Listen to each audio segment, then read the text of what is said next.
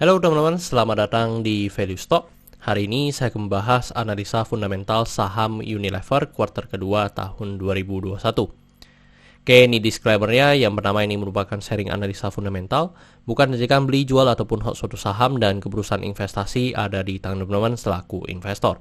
Yang ketiga, dari analisa fundamental ini bisa dijadikan referensi untuk analisa saham-saham yang teman-teman miliki. Oke, pertama-tama kita masuk ke bisnis model dari saham Unilever ini. Untuk kegiatan usahanya bergerak di bidang usaha consumer goods. Jadi untuk sumber income-nya berasal dari penjualan home and beauty personal care, habis itu food and refreshment-nya. Untuk segmen usaha dan marketnya di Indonesia, terkait kasus hukum, saya membuat video ini, saya tidak menemukan adanya kasus hukum yang terkait dengan Unilever. Untuk kepemilikan saham dimiliki oleh Unilever sebesar 84,99%, masyarakat sebesar 15,01%. Dan teman-teman, ini merupakan produk-produk yang dihasilkan oleh Unilever. Ada sekitar 43 produk, dan untuk lebih detailnya teman-teman bisa langsung saja ke websitenya Unilever untuk mendapatkan penjelasan yang lebih lanjut. Dan kita bisa lihat dari segi pendapatannya. Untuk pendapatan kuartal kedua mengalami penurunan sebesar 7,3%. Dan saya asumsikan kuartal keempatnya memiliki kinerja yang sama dengan kuartal kedua, maka sampai akhir tahun akan mengalami penurunan sebesar 6%. Dan dari segi net profitnya juga mengalami penurunan, dan penurunannya sebesar 16,7%. Dan seperti tadi saya asumsikan kuartal keempatnya memiliki kinerja yang sama dengan kuartal kedua, maka sampai akhir tahun akan mengalami penurunan sebesar 16,7%. Dan dari segi asetnya mengalami penurunan juga, dan penurunannya sebesar 1%. Untuk dari segi utang mengalami kenaikan, dan kenaikannya sebesar 4,5%. Untuk dari segi modal juga mengalami penurunan, dan penurunannya sebesar 18,4%.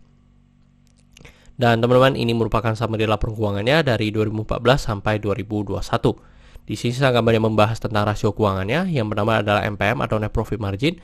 Untuk 2021 ini Net Profit Marginnya sebesar 14,85%. Jadi mengalami penurunan terus-menerus ya teman-teman dibandingkan dengan tahun-tahun sebelumnya. Terus untuk dari segi EPS-nya di 157 dan membuat pernya di 26,87 kali. Walaupun dari segi PS mengalami penurunan, tetapi dari segi harga juga mengalami penurunan yang cukup signifikan. Jadi membuat pernya mengalami penurunan juga. Terus untuk dari segi book value sekarang di 105 mengalami penurunan karena dari segi modal mengalami penurunan, dan membuat PBV-nya di 40,3 kali. Dan untuk PBV untuk Unilever ini memang sangat tinggi ya teman-teman. Terus untuk dari segi DER-nya di 4,08 kali. Jadi untuk dari segi DER juga mengalami kenaikan. Dan menurut saya ini udah kurang bagus ya untuk dari segi DER Unilever. Untuk dari segi ROE-nya di 150%. Jadi ini memang untuk dari Unilever ini memang dikenal sebagai pencetak ROE yang cukup tinggi. Dan sampai di atas 100% ya teman-teman untuk dari Unilever.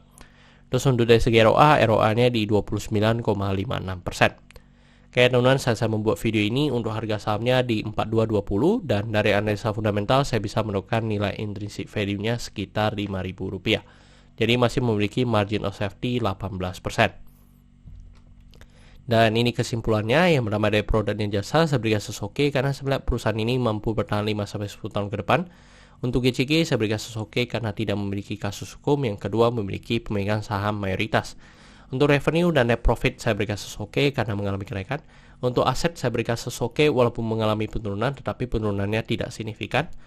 Untuk liability saya berikan sesnow walaupun sebenarnya kebanyakan DER-nya itu adalah cukup sehat ya, yang dimana hutang dagang bukan hutang bank yang tidak ada bunganya.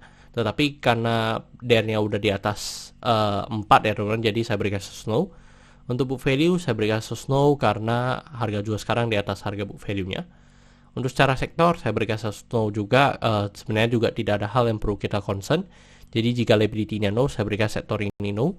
Untuk ROE saya berikan oke karena di atas 9%. Untuk margin of safety saya berikan oke karena positif. Untuk dividen saya berikan oke karena selama 5 tahun terakhir untuk Unilever ini masih sangat royal memberikan dividen kepada investornya. Oke teman-teman, jadi kesimpulannya adalah 8-11, dan pertanyaannya adalah apakah saya akan membeli saham Unilever ini? Tidak ya teman-teman, karena secara valuasi memang masih minim sekali. Yang kedua adalah dari dividen ya, karena ini perusahaan udah mature banget, jadi kita perlu melihat dari sisi dividennya. Dan dari dividen yieldnya pun masih tergolong belum menarik ya teman-teman, yang dimana masih di bawah 5%, yang membuat saya tidak bukan dividen stock lah ya, atau saham-saham yang kita bisa dapat gain banyak ataupun dari dividen yang banyak teman-teman. Jadi sementara saya tidak masuk di saham Unilever ini. Oke teman-teman, saya rasa cukup sekian untuk video kali ini. Jangan lupa untuk like dan subscribe. Jangan lupa juga untuk follow saya di Instagram saya di royken13.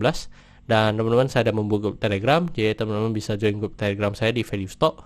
Untuk linknya teman-teman bisa dapatkan di deskripsi di bawah. Dan jika teman-teman ada kode saham yang ingin saya bukan analisa seperti ini, silahkan tinggalkan di kolom komentar untuk kode sahamnya. Oke teman-teman, see you in the next video. Bye-bye.